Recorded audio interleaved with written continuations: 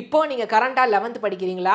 இப்போலேருந்து NEET preparation ஆரம்பிச்சிங்க அப்படின்னா கரண்ட்டாக 12th படிக்கிற பசங்களை விட, கரண்ட்டாக ரிப்பீட்டர் ஆர் ட்ராப் இயர் இருக்கிற பசங்களை விட நீங்கள் எஃபிஷியண்ட்டாக ப்ரிப்பேர் பண்ண முடியும்னு நான் சொன்னால் உங்களால் நம்ப முடியுமா?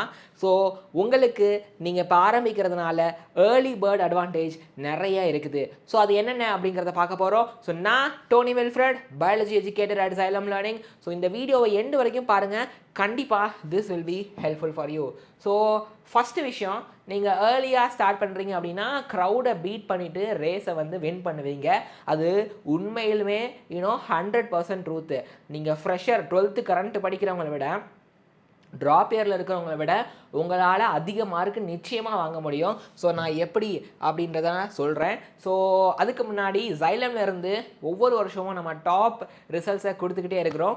இப்போ Xylem தொடங்கி 5 வருஷம் தான் ஆகுது. பட் இருந்தாலும் இந்த வருஷத்தில் அமேசிங் ரிசல்ட்ஸ் வந்திருக்குது. ஸோ 615 அப்படிங்கிறது தான் டாப் ஸ்கோர் இன் Xylem. அப்போது தீஸ் ஆர் த ஸ்டூடெண்ட்ஸு நம்ம Xylemல டாப் ஸ்கோர் வாங்கின பசங்க இவங்க தான். You can look at them. அப்போது ஃபஸ்ட் விஷயம் நல்லா புரிஞ்சுக்கோங்க, நீட் அப்படிங்கிறது ஒரு பேட்டில் ஃபீல்டு. ஓகே, இது ஒரு போர்க்களம், இது ஒரு லாங் டேர்ம் கேம், இது ஒரு மேரத்தான். ஏதோ ஒரு நாள் ஓடி ஜெயிக்கிற மேட்ரு வந்து கிடையாது. ஸோ இந்த மேரத்தான்ங்கிறதுனால ஆரம்பத்திலேருந்தே கொஞ்சம் கொஞ்சமாக எஃபர்ட் போட்டால் தான் இதில் பெருசாக ஜெயிக்க முடியும். உங்களுக்கு தெரியும், 20 லட்சம் பேர் ஒரு வருஷம் எழுதுகிறாங்க, அதில் 1 லட்சம் பேருக்கு மட்டும்தான் சீட்டு கிடைக்கும். கரெக்டாக? ஸோ யாருக்கு அப்படின்னா என்சிஆர்டியை ரொம்ப டீப்பாக அண்டர்ஸ்டாண்ட் பண்ணி அப்ளிகேஷன் ஓரியன்டான கொஷின் வந்தாலும் சூப்பராக சால்வ் பண்ணக்கூடிய பசங்களுக்கு தான் அந்த சீட்டு கிடைக்கும். அப்போது நீங்கள் என்ன பண்ணணும் அப்படிங்கிறத நான் சொல்கிறேன். 11th foundation year. நீட் எக்ஸாமில் 50% ஆஃப் த கண்டென்ட்டு 11th தான் வரப்போகுது.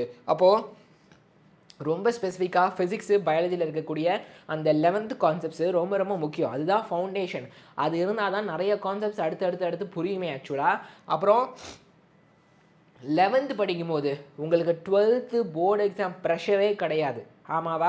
ஒரு வேளை நீங்கள் ஸ்டேட் போர்டில் படிச்சிங்கன்னா மேபி இருக்கும். ஆனால் சிபிஎஸ்சியில் இருக்கீங்கன்னா இந்த ப்ரெஷர் கிடையாது.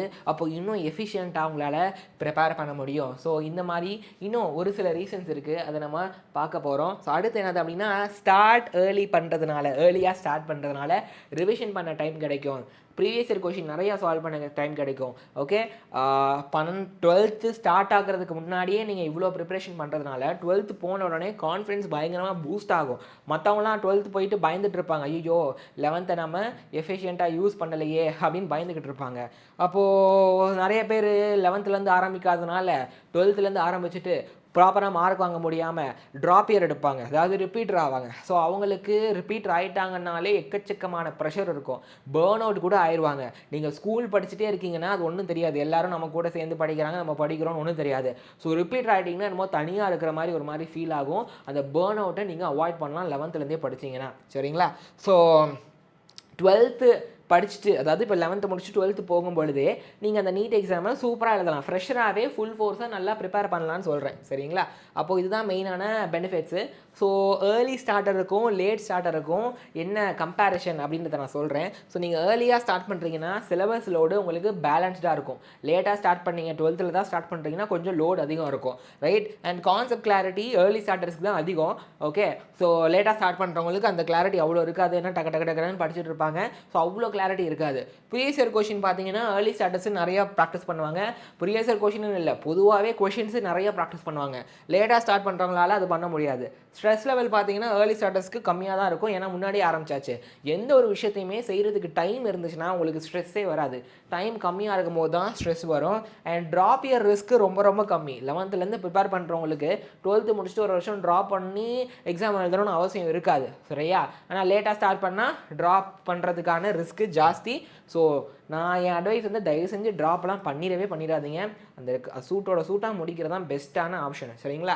ஸோ 11th ஆரம்பிக்கும் போது உங்களால் கொஞ்சம் தப்பு பண்ணிக்க முடியும். அதாவது தெரியாமல் பண்ணக்கூடிய மிஸ்டேக்ஸ் உங்களால் அஃபோர்ட் பண்ணிக்க முடியும். சரிங்களா?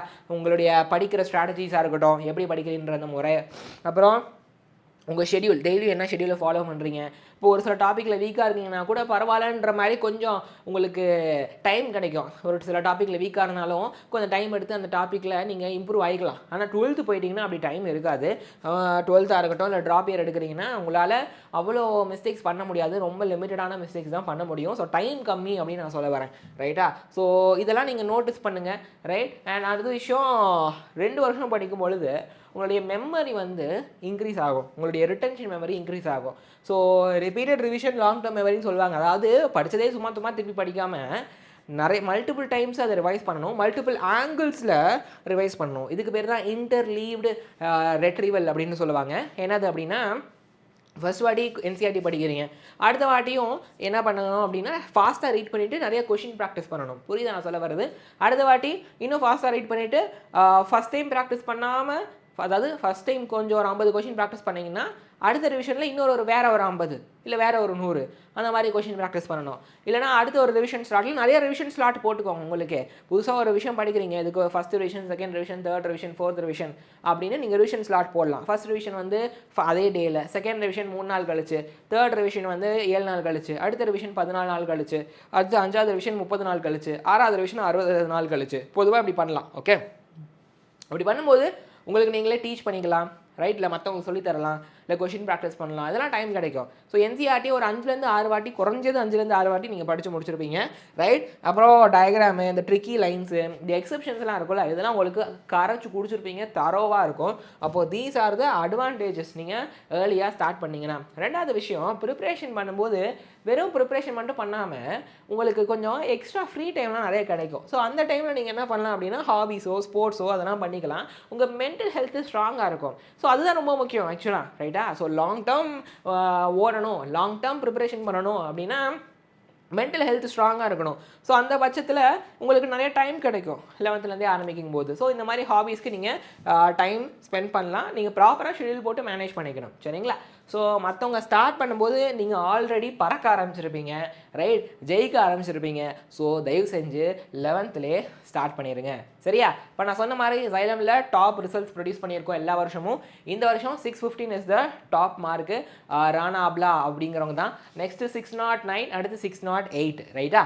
ஸோ இதே மாதிரி நீங்களும் அச்சீவர் ஆகணும்னு ஆசைப்பட்றீங்க அண்ட் ஆன்லைனில் படிக்கணும்னு ஆசைப்பட்றீங்கன்னா, ஒருவேளை நீங்கள் கரண்ட்டாக 12th படிக்கிறீங்க, இல்லை உங்கள் அண்ணாக்கா யாரும் 12th படிக்கிறாங்கன்னா உங்களுக்காக நாங்கள் லான்ச் பண்ண ஆன்லைன் கோர்ஸ் பேர் தான் தளபதி பேட்ச். ஸோ இதில் நாங்கள் யூடியூப் ஃபேக்கல்ட்டிஸ் லைவாக வந்து கிளாஸ் எடுப்போம், டெஸ்ட் இருக்கும், டவுட் கேட்குற ஃபீச்சர் இருக்குது, ஆப்பில் ஏஐ ஃபீச்சர் இருக்குது, கொஷின் ப்ராக்டிஸ் பண்ணுற ஃபீச்சர் இருக்குது.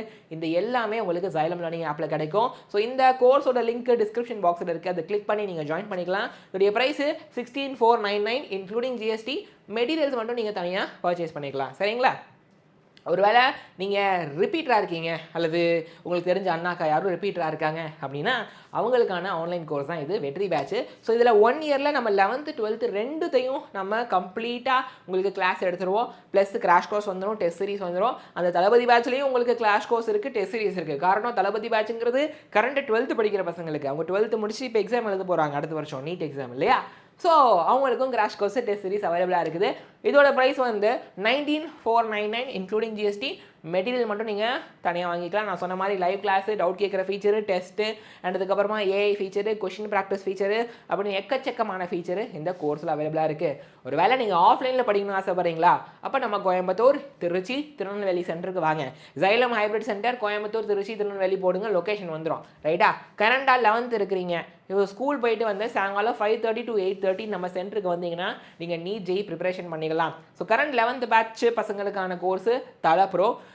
ஒருவேளை நீங்கள் கரண்டாக 12th படிக்கிறீங்க, ஸ்கூல் போயிட்டு வந்து சாயங்காலம் 5:30 to 8:30 நீங்கள் டைம் ஸ்பெண்ட் பண்ணீங்க அப்படின்னா உங்களால் நீட் ஜே ப்ரிப்பரேஷன் பண்ணிக்கலாம். நீட்டுக்கும் இருக்குது தனியாக, ஜேஇக்கும் இருக்குது நம்ம சென்டர்ஸில். ஸோ அந்த பேட்சுக்கு பேர் தளபதி ப்ரோ. ஸோ எப்படி இருக்கும் கிளாஸ் அப்படின்னா, ஸோ நீட் இந்த பேட்டர்ன், ஜே இந்த pattern. So Wednesday, Saturday study holiday. ரைட்டா? மற்ற நாளில் ஒவ்வொரு நாளும் 2 சப்ஜெக்ட். ரைட்டுங்களா? ஸோ பாட்னி ஜுவாலஜி பொறுத்த வரைக்கும் 1 மணி நேரம், ஃபிசிக்ஸ் கெமிஸ்ட்ரியாக இருந்தால் 2 மணி நேரம். ஒரு நாள் ஃபிசிக்ஸ் பாட்னி, இன்னொரு நாள் கெமிஸ்ட்ரி ஜுவாலஜி. அதே மாதிரி பாட்னி கெமிஸ்ட்ரி ஜுவாலஜி ஃபிசிக்ஸ்னு மாறி மாறி இருக்கும். ரைட்டா? ஸோ சண்டே ஒரு வீக் டெஸ்ட் இருக்கும், 12 மணி நேரம் கிளாஸு, சண்டே ஒரு வீக் டெஸ்ட்டு. சரிங்களா? அண்ட் இது ஜேஇ பொறுத்த வரைக்கும் ஃபிசிக்ஸு கெமிஸ்ட்ரி மேக்ஸு 3த்துக்கும் ஈக்குவல் ப்ரையாரிட்டி. 1.5 மணி நேரம் 1.5 மணி நேரம் ஒரு நாளைக்கு 2 சப்ஜெக்ட் அது ஆல்டர்னேட் ஆகி வந்துட்டே இருக்கும் சரிங்களா. So this is the plan. So வாங்க சென்டருக்கு வாங்க, டெமோ கிளாஸை பாருங்கள், மெட்டீரியல்ஸை பாருங்கள், ஃபேக்கல்ட்டிஸை பேசுங்க, உங்கள் டவுட்டை கேளுங்க, எப்போ சிலபஸ் முடிப்பீங்கிறதான் கேளுங்க. ஸ்ட்ரக்சர்டான சிலபஸ் முடிக்கிற பிளானை நாங்கள் வச்சுருக்கிறோம் சரிங்களா. ஸோ நம்ம நோட்டீஸஸ் எல்லாம் பாருங்கள், கரிக்குலமை பாருங்கள், எல்லாம் உங்களுக்கு ஹெல்ப்ஃபுல்லாக இருக்கும். ஸோ ஒரு வேளை நீங்கள் ரிப்பீட்டராக இருக்கீங்க அல்லது உங்களுக்கு தெரிஞ்சு யாரும் ரிப்பீட்டராக இருக்காங்க அப்படின்னா அவங்க நீட் ஜெய் ப்ரிப்பரேஷன் பண்ணணும்னு ஆசைப்பட்றாங்கன்னா அவங்களுக்கான கோர்ஸுக்கு பேர் தான் மாறா பேட்ச். ஸோ இதில் ஆஃப்லைன் ஃபேக்கல்ட்டிஸ் தனியாக நாங்கள் வச்சுருக்கிறோம், அவங்க லைவாக வந்து கிளாஸ் இருப்பாங்க. நான் சொன்ன ஆஃப்லைன் கோர்சஸ் எல்லாத்துக்கும் நம்ம ஆஃப்லைன் ஃபேக்கல்ட்டிஸ் தனியாக வச்சுருக்கிறோம், எக்ஸ்பீரியன்ஸான ஃபேக்கல்ட்டிஸு. ஸோ டெய்லியும் டெஸ்ட் இருக்கும், 1 year pre planned curriculum, smart class rooms, okay, சூப்பரான ஸ்டடி மெட்டீரியல்னு சொல்லிட்டு எல்லா ஃபீச்சரும் உங்களுக்கு அவைலபிளாக இருக்குது. ஸோ இந்த ஆஃப்லைன் கோர்ஸ் பற்றி ஃபர்தர் டீட்டெயில்ஸ் வேணும் அப்படின்னா இந்த நம்பருக்கு கால் பண்ணுங்கள், 8129000700 8129000700ன்ற நம்பருக்கு கால் பண்ணிங்கன்னா உங்களுக்கு எல்லா விதமான டீட்டெயில்ஸும் கிடைக்கும். ஸோ இப்போ இந்த வீடியோவில் நான் சொன்ன விஷயம் உங்களுக்கு ஹெல்ப்ஃபுல்லாக இருக்கும்னு நம்புகிறேன். ஸோ சீக்கிரமாக ப்ரிப்பரேஷன் ஆரம்பிச்சிருங்க ரைட். உங்கள் அண்ணாக்கா யாரும் இருக்காங்க அப்படின்னா நம்மளுடைய கோர்ஸுக்கான டீட்டெயில்ஸை அவங்கள்ட்ட சொல்லுங்கள், இந்த வீடியோவை ஷேர் பண்ணுங்கள், அவங்களுக்கும் இது ஹெல்ப்ஃபுல்லாக இருக்கும் சரியா. See you in my next video. Until then, bye bye, tata, take care, keep learning, keep growing. See you.